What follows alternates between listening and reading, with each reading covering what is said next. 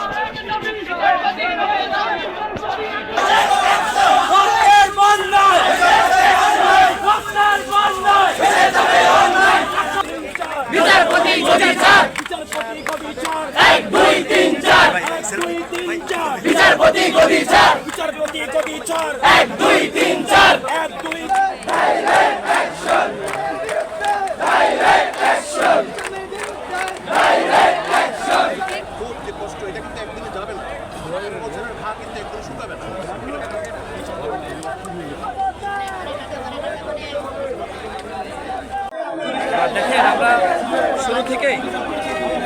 শুরু থেকেই বলে আসছিলাম যে প্রধান বিচারপতি এবং আপিল বিভাগের যে সকল বিচারকগণ রয়েছে তাদেরকে পদত্যাগ করতে হবে, এরপরে শপথ নিতে হবে, অন্যথায় একটি জুডিশিয়াল কু হতে পারে। তো আমরা যারা রাজনীতি করি, রাজনীতিতে ভাবি, দেশ নিয়ে চিন্তা করি, অনেকের সাথে কথা বলি, তো সবার সম্মিলিত মতামত এটাই ছিল যে শপথ গ্রহণের আগে অবশ্যই পদত্যাগ করতে হবে। এবং এখন যিনি বর্তমানে রাষ্ট্রপতি রয়েছেন, এত বড় একটি বিপ্লবের পরে যেহেতু তিনি আওয়ামী সরকারের নিয়োজিত এবং তিনি আমরা দেখেছি যে তিনি বিভিন্ন সময় সরকারের পক্ষে বক্তব্য দিয়েছে, সেক্ষেত্রে আমরা সবসময় জনগণের প্রতি আহ্বান জানিয়ে আসছি এবং যারা আন্দোলন সংগ্রাম করছে তাদেরকে বলেছি এই রাষ্ট্রপতিকে পদত্যাগ করতে হবে।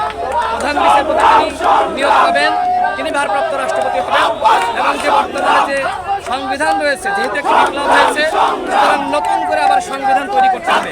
অন্যথায় যে বিপ্লব হয়েছে এই বিপ্লবকে করা এবং এই বিপ্লবকে সংক্রান্ত একটু পর করে এবং সেটি কিন্তু কখনোই ভালো হয় একটি সংস্কার চাই বলেছে,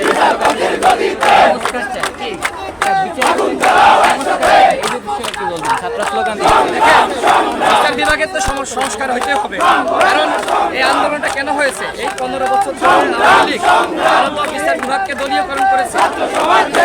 স্পষ্টভাবে আমরা সকলেই জানি, বিচারকগণ সবসময় আওয়ামী লীগের সেই জায়গায় অবশ্যই এই বিচার বিভাগের সংস্কার হতে হবে এবং প্রতিটা সরকারি সংস্কার হতে হবে।